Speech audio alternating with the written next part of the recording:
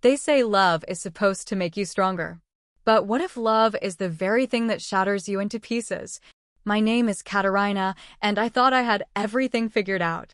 I was a second-year student at the economics faculty of Kiev Polytechnic, a straight-A girl with a dream of becoming a successful businesswoman. And, like in every proper young adult story, I was in love. Deeply, foolishly in love. His name was Dimitro. Dima. He was a few years older than me, owned a small appliance repair shop, and had the kindest eyes I had ever seen.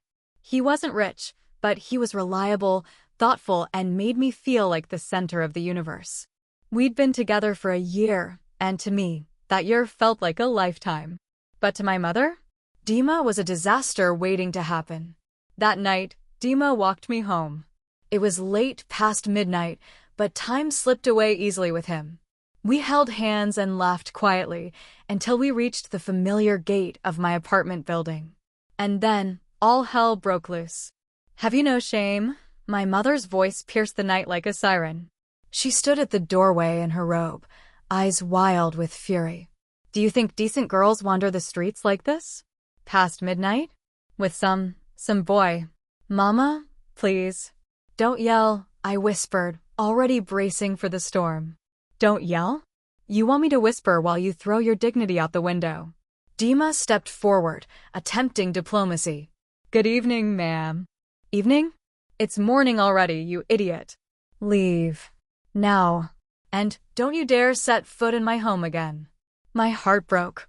I wanted to scream, to protect Dima, to tell her to stop being so unfair. But I stood frozen, helpless, watching the person I loved be humiliated. That night was only the beginning. My mother, Nadia Anatolyevna, was a woman with iron beliefs. Dignity, discipline, reputation, that was her holy trinity. She'd grown up poor and proud, and somehow managed to turn her trauma into rigid expectations for her only daughter. She believed in stability, in proper boys from good families, not in mechanics from dusty shops. And she had the perfect candidate in mind, Boria Kushner, our neighbor's son, the son of wealthy doctors. Boria, who studied dentistry and sweated nervously every time he tried to talk to me. Boria, who once compared a kiss to molar intimacy. I swear I'm not making this up. Yet Mama was relentless. "Why can't you be more like Boria's mother's daughter?" she'd sneer. "He's studying to be someone. And he respects you." No, he ogled me like a nerd stares at a closed textbook, desperately but without a clue what to do with it. I tried to keep the peace. I even agreed to go with her to the local market the next morning. But my mind was elsewhere. Dima. The fight. The way he looked at me before he walked away, confused and hurt. And then something strange happened. My father, usually a quiet and gentle man with a passion for coin collecting, mentioned that 10 of his prized coins had gone missing. 3 of them were extremely rare. He wasn't angry, just puzzled. But Mama? She was fuming. It was him. "You're Dima. Who else could it be?" I couldn't believe what I was hearing. "You think Dima stole them?" "I know he did. He's always lurking around here. And he knows your father's collection is valuable." "Mama, that's insane. He would never." "Of course you'll defend him. You're blinded by hormones." I stormed out before I said something I couldn't take back. Later that day, I met Dima in secret. We sat on a bench outside his shop, and I poured out everything, how my mother threatened to call the police if I kept seeing him, how she accused him of theft. He held my hands tightly. "Katya, if being with me is putting you in danger." "Don't say that," I snapped. "Then we'll run away. We'll figure something out." "To where?" "Into your 1-bedroom apartment with your mother who already hates me." He chuckled softly. "Okay, maybe not right away." We sat there until the sun began to set, silently leaning against each other, dreaming of a world where love could be enough. But the world isn't kind to dreamers. That night, a car followed us home. A dark sedan with tinted windows. Dima noticed it first. "You see that car?" he asked. "It's been behind us since we left the shop." I shrugged it off. "Maybe it's just someone from the neighborhood." but the unease lingered. Then, as we reached my building, the car parked across the street. The driver never got out. Dima stayed with me longer than usual that night, pretending not to notice my mother glaring through the curtains. When he finally left, she exploded again. If he doesn't leave you alone, I'll go to the police. Do you hear me? I'll ruin him. Mama, stop it. You think I won't do it? Watch me. She was furious. Absolutely livid. And that's when I realized something terrifying. She meant it. She would lie to the police. She would destroy him just to get her way. And no one would question her. Because who would believe a mechanic over a respected family? That night, I made the hardest decision of my life. I had to break Dima's heart to save him. I knew what I had to do. It didn't make it hurt any less. Dima waited for me outside the university the next day, smiling like nothing had changed. I wanted to freeze that moment, his warm eyes, that awkward little wave he always gave when he saw me. I knew I was about to crush him, and still, I walked toward him. We need to talk, I said. My voice cracked. His smile faded. What's wrong? I looked at the ground. We can't see each other anymore. He laughed nervously. Very funny. What's going on, Katia? I'm serious, Dima. It's over. His face fell. I didn't look up. I couldn't. Katia. What are you talking about? I don't love you anymore, I lied. It was the worst lie I'd ever told. The second it left my mouth, I wanted to take it back. But I had to keep going. You don't make me happy. You never did. This was a mistake. He was silent. Just staring. Say something, I whispered. He opened his mouth. Nothing came out. Then he turned around and walked away. He didn't say goodbye. I watched him go, my heart screaming with every step he took. And just like that, he was gone. The next few days were hell. I stayed in my room, avoiding my mother as much as possible. I could barely eat. Couldn't sleep. Every time I closed my eyes, I saw his face. Hurt. Betrayed. And I couldn't even explain why. I told myself I was protecting him. But it didn't feel like protection. It felt like punishment. For both of us. Then something happened that pulled me out of my spiral. My mother was attacked. She came home late one evening, her clothes torn, her face bruised, crying and shaking. I had never seen her like that. Mama, what happened? She collapsed onto the couch. Two men, they were waiting near the building. They grabbed me.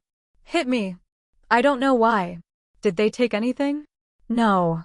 They just hurt me. We took her to the hospital. She didn't have any broken bones, but the emotional damage was clear. She wouldn't stop shaking. And then she said something that sent a chill down my spine. It was him. You're Dima. He sent them. I froze. What? He threatened me. Remember? He said if I didn't leave you two alone, he'd make me pay. Well, this was it. Mama, that's insane. I'm going to the police. I'll press charges.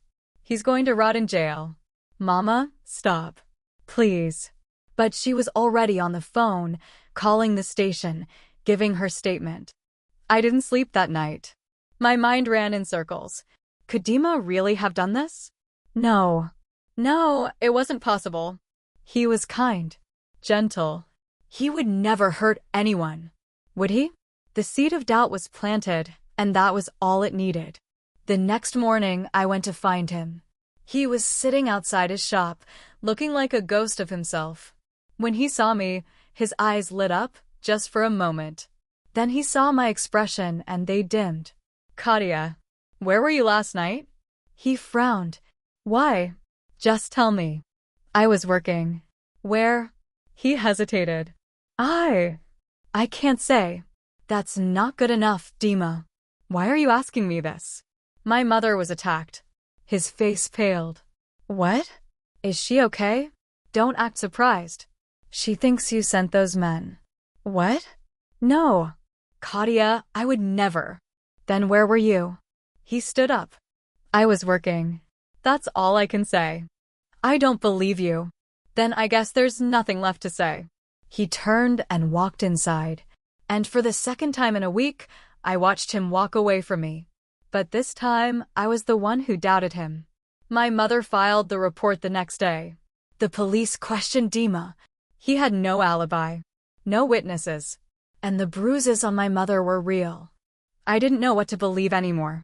The world felt upside down. And then came another blow. That evening, I came home to find Boria sitting at the kitchen table, sipping tea with my mother like nothing had ever happened. She smiled at me like she hadn't just thrown my entire life into chaos. "Look who dropped by for a visit," she said sweetly. "Isn't that nice?" I turned to leave. "Sit down," she snapped. "You owe him an apology." "For what?" "For humiliating him. He's been nothing but kind to you." Boria shifted uncomfortably. "It's okay, really." I turned to him. "Do you enjoy this? Watching her parade you around like some prize cow?" "Katya." "No. Tell me. Do you like it when she forces me to talk to you? Makes me sit and drink tea like we're on some arranged date from 1910. My mother slammed her cup down. "Enough." But I wasn't done. "And you?" I pointed at her. "You claim to care about my happiness. But all you've done is control me, threaten me. And now you're sending innocent people to jail because they don't fit your perfect mold." She stood up, face red. Get out. Get out of my sight. You don't speak to me like that in my own house." I grabbed my bag and left. I didn't know where I was going. I just knew I couldn't stay. That night, I walked the city streets like a ghost, wandering, searching, and then I saw someone. A man walking slowly behind me. I turned a corner. He followed. I crossed the street. So did he. Panic clawed at my chest. I started walking faster. So did he. I broke into a run. He grabbed my arm. "Let go of me." I screamed. "I'm not going to hurt you," he said. "I just need to talk." I froze. "Who are you?" "I'm someone you need to know." He pulled out a wallet, showing me a Ukrainian passport and a ship ID card. "My name is Serhiy Volodymyrovich. I'm your biological father." I stood frozen on the sidewalk, staring at the ID in the man's hand. My heart pounded so hard I could barely hear his voice over the sound of my own panic. "My name is Serhiy Volodymyrovich," he repeated. "I'm your father. Your real father." I wanted to laugh. Or scream. Or run. Anything to escape this moment. "That's impossible," I whispered. "You're lying." "No," he said gently. "I'm not. I met your mother a long time ago. We were young. In love. When she got pregnant with you. I thought she would marry me. But instead, she left. She married Mikhail. She said you'd be better off with him." My knees gave out, and I sat down on a bench behind me without even realizing it. "She told me never to contact you," he continued. "Said it would confuse things. Said it was better this way." I stared at him, at the way his eyes trembled when he looked at me. And suddenly, somewhere deep inside, I believed him. "How do I know it's true?" I asked, my voice shaking. "I've been following your life for a while," he said. "I wanted to come sooner. I saw you with Dima. I saw what happened with your mother. I saw how you tried to protect that boy. And when I saw you that night, when those men tried to hurt you, I couldn't stay in the shadows anymore." My blood ran cold. "That was you," I whispered. "You saved me." He nodded. "Yes, I did." My world shifted again. Everything I thought I knew was falling apart. "Why now?" I asked. "Why not years ago?" "Because I was a coward," he admitted. "I joined the Navy, sailed across the world. I ran from everything. But I never forgot you. Not for one day." I didn't know what to say. So I just sat there. He didn't push. He didn't pressure. He just sat beside me. Quiet. Waiting. Finally, I stood up. "I need time," I said. "I understand," he replied. "But if you ever need me anything, I'm here." I walked away, feeling like I was leaving another piece of myself behind. The next day, I confronted my mother. She was in the kitchen, humming to herself as if nothing had changed. Is it true? I asked. She looked up, startled. What? Is it true that Mikhail isn't my father? That you lied to me my entire life? Her face froze. Who told you that? Sir, he found me. The color drained from her face. He had no right. So it's true. She didn't answer. She didn't need to. I felt sick. How could you? I did what was best for you, she snapped. He was a sailor. A nobody. He had nothing. Mikhail had a job, an apartment. He could give you a future. You mean he could give you a future? That's not fair. No. What's not fair is lying to me for 20 years. Making me believe something that wasn't true. What else have you lied about? She slammed her hands on the counter. You don't understand what it was like. I did what I had to do. I shook my head. No. You did what was easy for you. You chose comfort over truth. And now it's all falling apart. She turned away. Please don't tell your father. You mean Mikhail? The man you used for 2 decades? Don't worry, I won't. She turned back to face me, her voice soft. Katya, I'm still your mother. I know. But I don't know if I can forgive you. That night, I packed a bag and moved into the university dorms. I couldn't stay in that house anymore. Not after everything. But the truth didn't stop following me. One evening, my biological father, Serhiy, invited me for coffee. I didn't want to go. But curiosity won. He brought an old photo album. Look, he said, flipping through the pages. This is your grandmother. And this is you, your baby photo. I carried this with me on every ship I served on. I looked at the worn photo. My infant face, wrapped in a pink blanket, held by a younger version of my mother. Serhiy stood beside her, beaming. You loved her, I said quietly. I did. She just didn't choose me. I'm sorry. He smiled gently. Don't be. I have you now. I didn't know what to say. So I just nodded. We talked for hours. It was awkward, but warm. Real.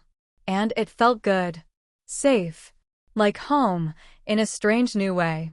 But just as I was starting to feel whole again, Dima came back into my life. He showed up one afternoon outside the university. His face was tired, older, like he hadn't slept in days. Can we talk? He asked. I hesitated. Please. We walked to a nearby park. He sat on the bench where we'd once had our first kiss. I didn't hurt your mother, he said. I swear. I believed him. I know, I replied. It wasn't you. He looked shocked. What changed? Someone else told me the truth. My mother was lying. Again. He sighed.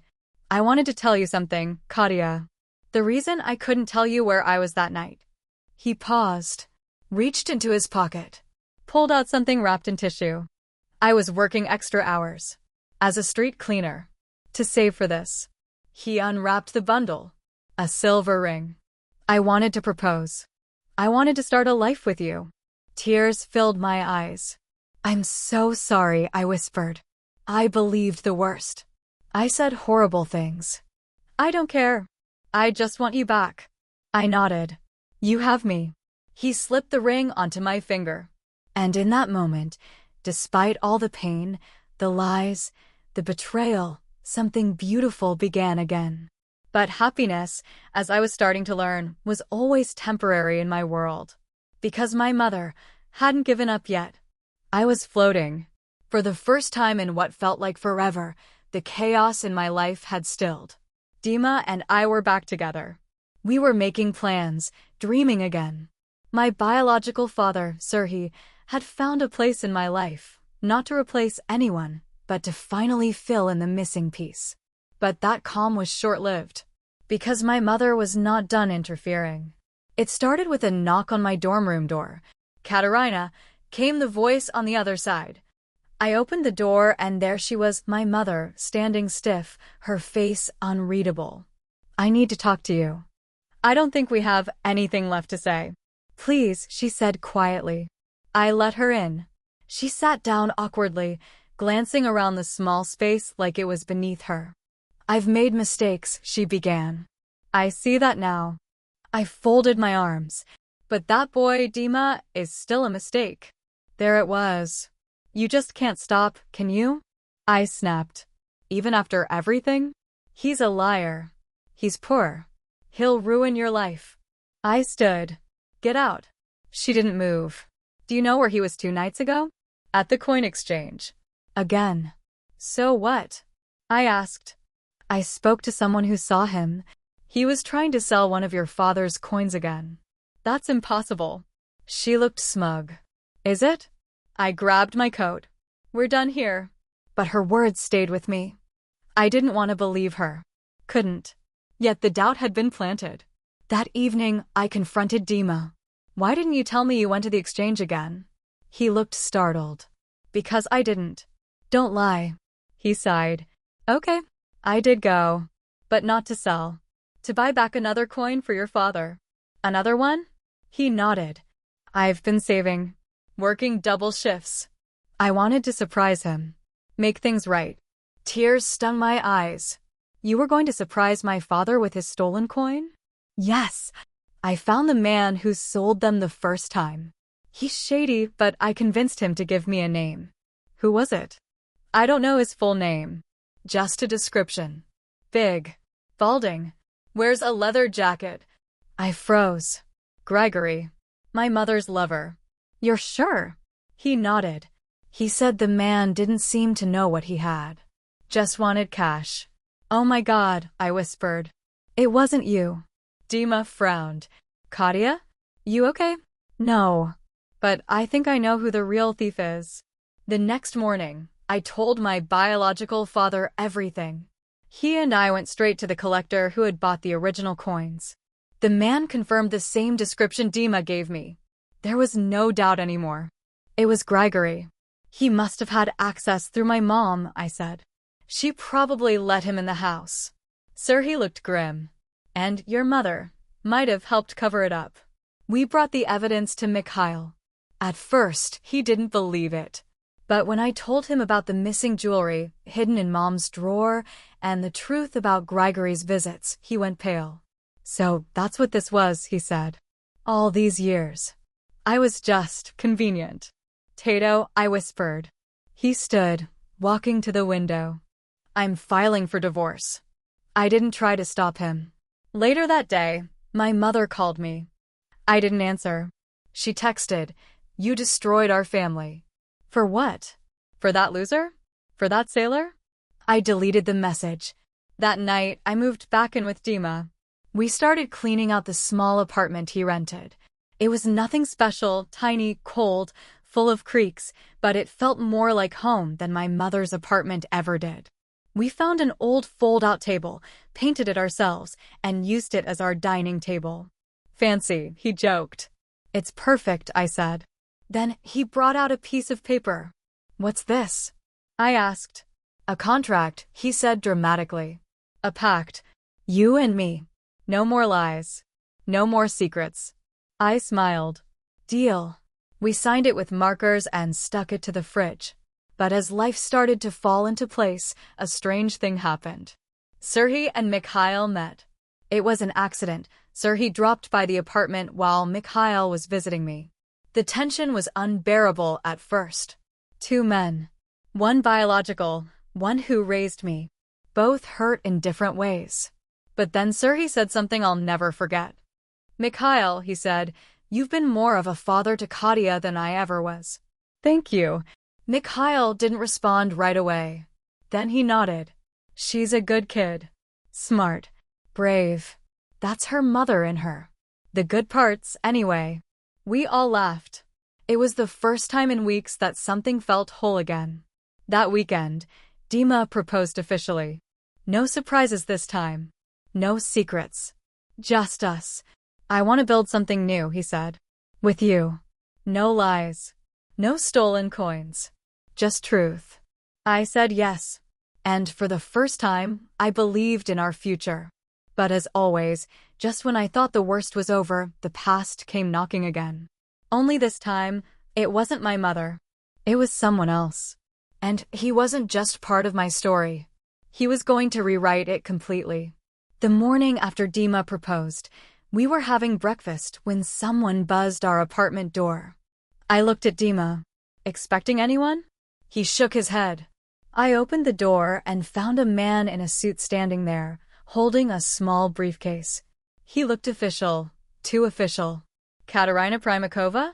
Yes. I'm here on behalf of the estate of Professor Yevhen Viktorovich Holub. My breath caught.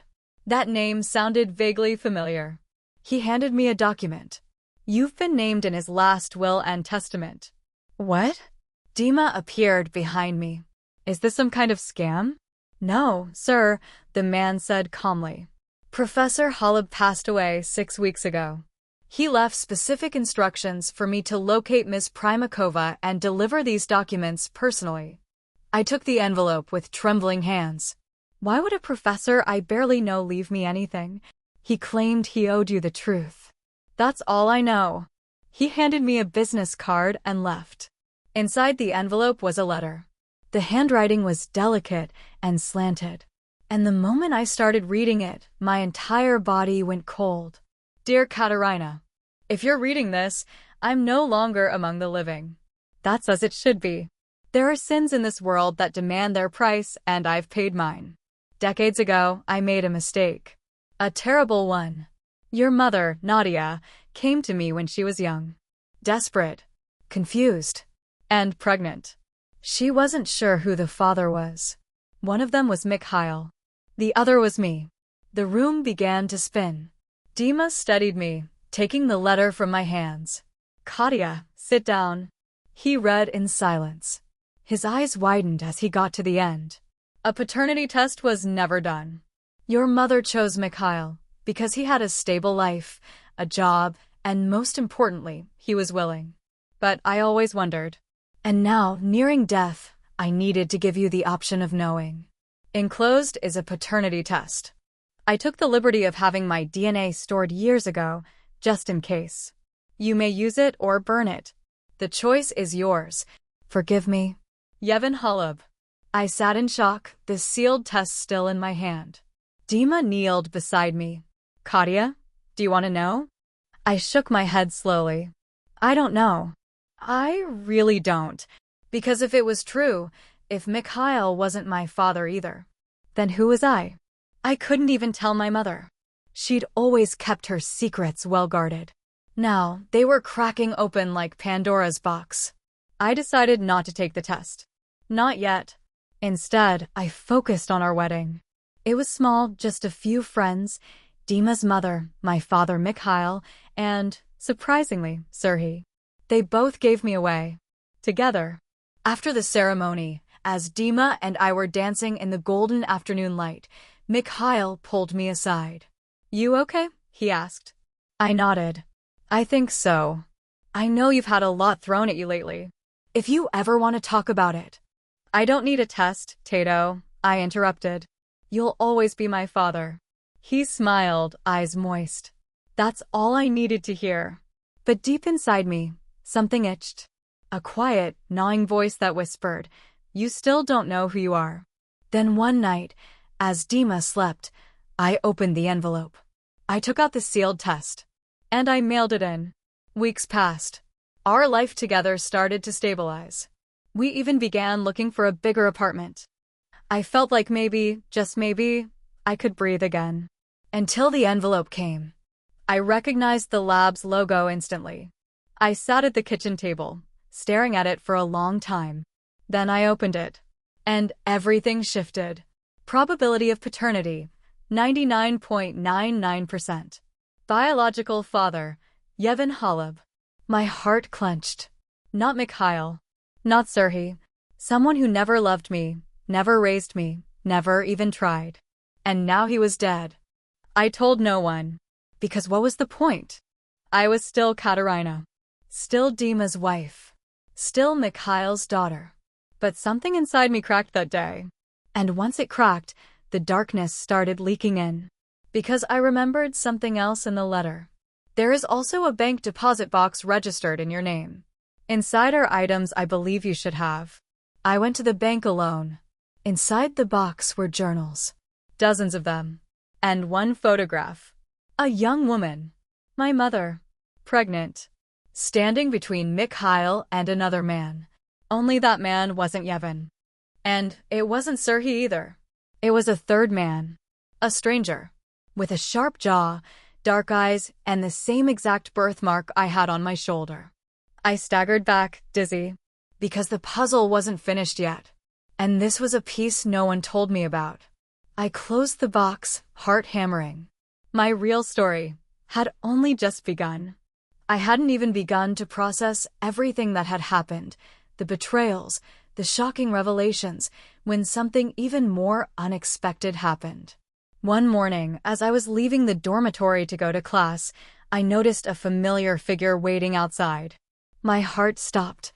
It was my mom. She looked tired, older than I remembered, and for the first time in a long time, small. Almost fragile. "Katya," she said softly. "Can we talk?" I didn't respond immediately. There was too much to say. Too much that had already been said. But I nodded. We sat on a nearby bench, awkward and distant like strangers. "I was wrong," she said after a long pause. "About a lot of things. About you. About love. About what really matters." I looked at her, surprised. "I thought I was protecting you," she continued, her voice cracking. "But I see now that I was controlling you. I was so afraid you'd make the same mistakes I did. I never trusted you to make your own choices. And I'm sorry."